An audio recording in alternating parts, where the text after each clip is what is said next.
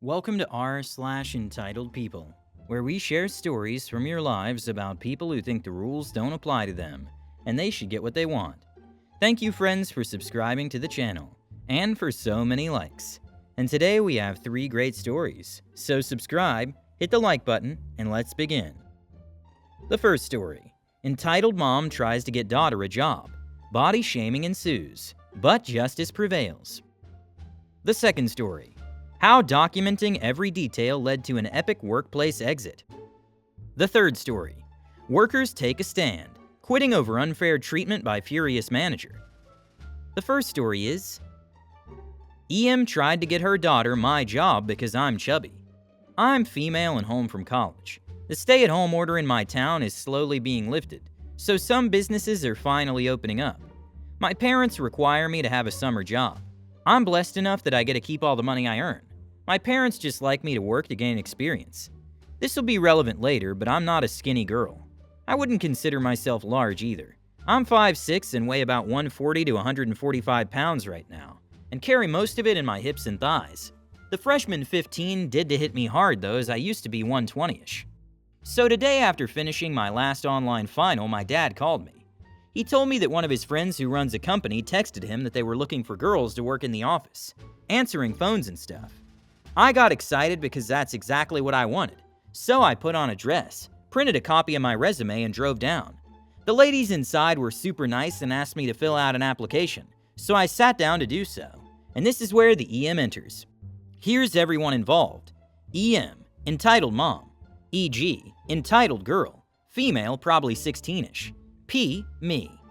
DL1, desk lady 1, front desk. This woman is relatively thin, which will be relevant later. DL2, desk lady 2, desk further back but still in room. This woman is plus-sized, which will be relevant later. B, boss of the business.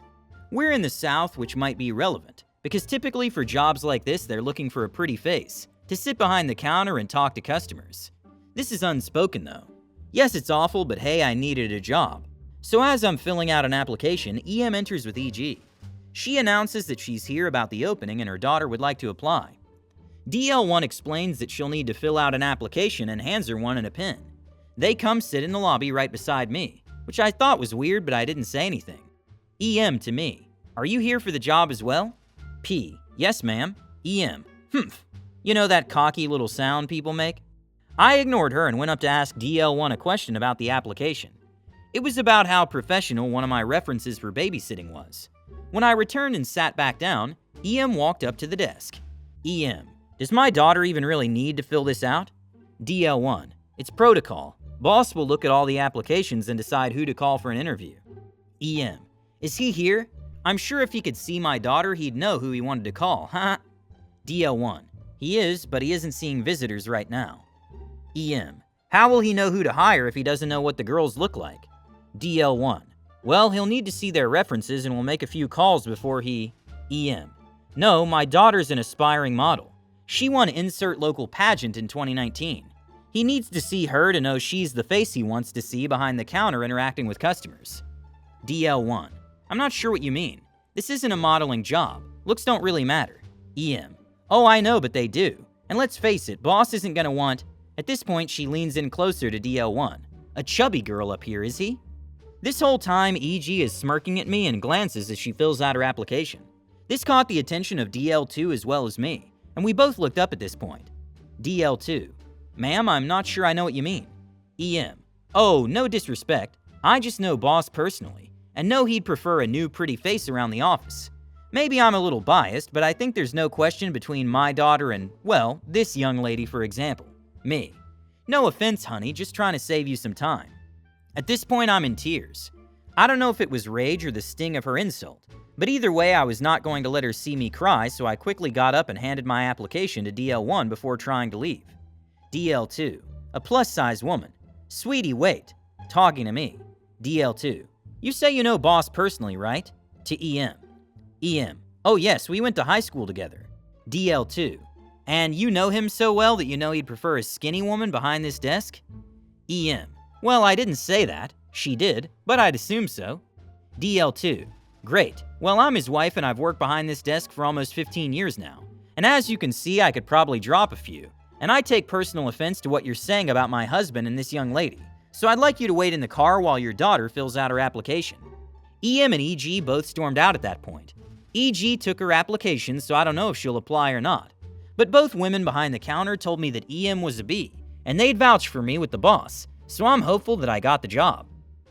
Oh, how sweet it is to see when arrogant and demeaning people get what they deserve. This mom thought she could manipulate the situation, and even tease you about your appearance, but she quickly realized that was her big mistake. Well, she forgot that weight does not determine human qualities, and that what matters most is skill and professionalism. Although she tried to humiliate you and commented on your appearance, her words didn't work and you were able to pull yourself together and walk away with pride, without letting her see your tears. What a satisfaction to see the boss's wife defend you and turn this mom and her daughter away. Her words and confidence that her husband would choose an attractive face was pure arrogance. You are fortunate to have the support of such a wise and firm woman. And I'm sure you'll get the job, because professional qualities and skills are always more important than looks. Good luck to you, and don't let people like that affect your self-esteem. The second story is document everything. Several years ago, I'm now retired, I was given the position of parts person at a Volvo dealership. In actuality, I was the acting parts manager. After my 3 months probation was up, I approached my boss about a change in title and a raise, as I was, for all intents and purposes, the parts manager. He never hired anybody else to help out in the parts department. He agreed, and I got a small raise in business cards with my new title. All was well for a while. My boss was a bit of a micromanager and had an attitude, but I chalked it up to being a brand new dealership, and he was being watched closely by his bosses to make sure it would succeed. As a parts person / manager, I always wrote down everything coming from the sales department, as sometimes they needed something, but didn't have a work order at the time. So a note in my book about what stock number the car was so I could associate the parts out with a new or used car to keep inventory correct. I also kept notes on wholesale orders, as often there would be more parts needed than originally ordered. Clips, fasteners, that sort of thing. My boss was also a salesman, mostly to his friends or contacts. I don't think he ever took a sale from the floor.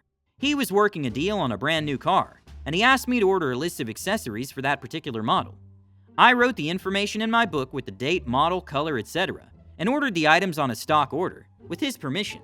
We got dinged for shipping if the parts were ordered VOR, vehicle off-road, as they were accessories and not needed to make the car roadworthy. When I approached him after the accessories arrived, he paused, looked at me, and asked why I ordered all the accessories. I told him that he had told me to and produced my book to show him the date in the list. Well, he lost it. He started yelling at me that he only told me to price them out, not order them. I think you can agree that order these accessories sounds nothing like price out these accessories for me. Know that when a salesman throws in a set of floor mats, they already come with the car, but they're locked in the trunk so they don't get stained from people getting in and out to test the seating position, etc. Most dealers put paper floor mats to keep the majority of the dirt off the rugs. Other accessories are sold at cost plus 10% to the sales team, and there's enough markup in the car to cover the costs. The salesman makes commission on the car, and a small commission on the accessories he upsells. Very rarely does the dealer lose money on a car. I'm pretty sure in this instance the deal fell through and now the dealer was struck with the accessories, and they stay in parts inventory, which made my sales numbers take a hit. To continue, after ragging on me about the order, I slammed my book on his desk, looked him dead in the eye, and told him the whole reason for my book was exactly for the reason unfolding in front of us, and if he wasn't going to admit his mistake, then he could take his job and shove it up his A. I walked into the parts department. There were 4 mechanics waiting for parts, gathered my belongings, and walked out. On my way past his office, he was still at his desk.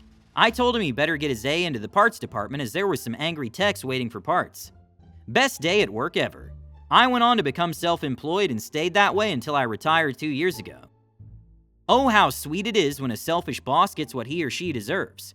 Your former boss sounds like a typical micromanager who is more concerned about his personal gain than the professional work of his department.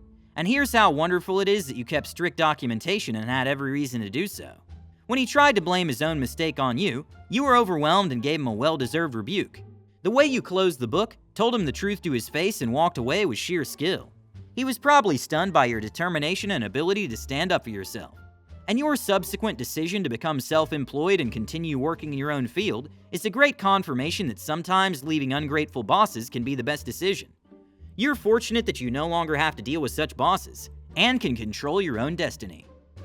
The third story is, my manager threw a fit that me and my coworker had a conversation while cleaning, so we quit. I'm a teenager and work part-time at a fast food restaurant. Since I didn't have a license when I got the job, and still don't have one, there isn't a ton of job options as my town's very small. I began working at this chain fast food restaurant almost a year ago, and have never really had any complaints, and mostly everyone seems to love me. About a month ago, they even offered to start training me for a manager position, even though usually you'd have to be over 18. This week specifically, one of my night managers had to leave early 2 different days because of different reasons, and left me to take over all the manager responsibilities. Money, computer logs, making sure everything gets done, etc.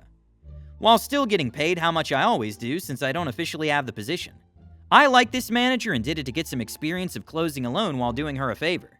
Well, today it was that manager, another girl, who's only been there for about 5 days, and my friend from school who I enjoy working with. To put it short, actually really long, today was a good shift up till the end. We got busy in the middle and had a bad thunderstorm, but other than that everything went smoother than usual. Me, my friend, and the new girl all had the headset. When there was no one at the drive-thru and we were just cleaning or stocking, we would turn our headsets to the only headset feature and talk to each other about random school stuff, marching band, or just make jokes. All neutral conversations with no drama or problems. About 10 minutes before close, after we had almost all stuff done and were still finishing, while somewhat keeping on our conversation, the manager burst in and starts yelling at me and my friend for talking and not doing stuff. Even though when she came in we were both actively doing something for clothes or a customer, and she had been outside for 10 plus minutes smoking and talking to an employee and her friend who weren't on shift that day. She then for some reason had the girl not on shift, and her friend who doesn't even work there comes in and starts cleaning everything as fast as possible. Me and my friend were both very confused and tried to speed up our work, though did get back on headset and started to express that we were angry and frustrated about the situation, as the manager tried saying she told us to stop talking before she went outside. Newsflash, she never did or said anything remotely close.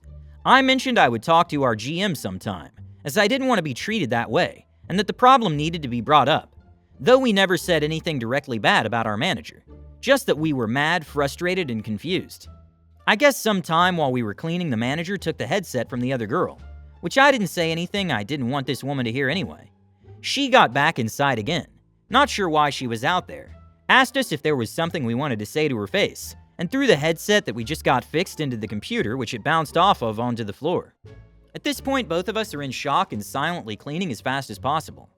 My friend's mom comes in and the manager goes off about how she knows my friend will tell her mom about the yelling, but that my manager has a good reason since we were not cleaning. She's lucky I stayed to finish. I should have left right then, as her and everyone in the front left while I was mopping and finishing up.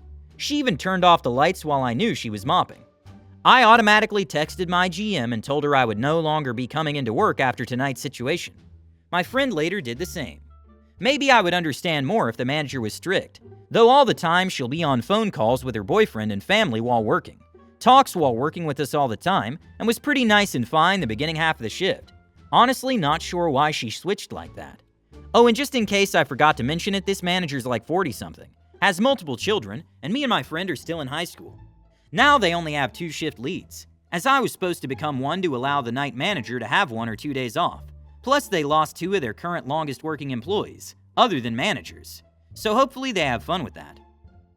Well, this does sound like a moment of victory, and your former bosses seem to have gotten what they deserved. Perhaps your manager thought he looked cool by acting out the scene, and yelling at you, and even throwing your headset at your computer.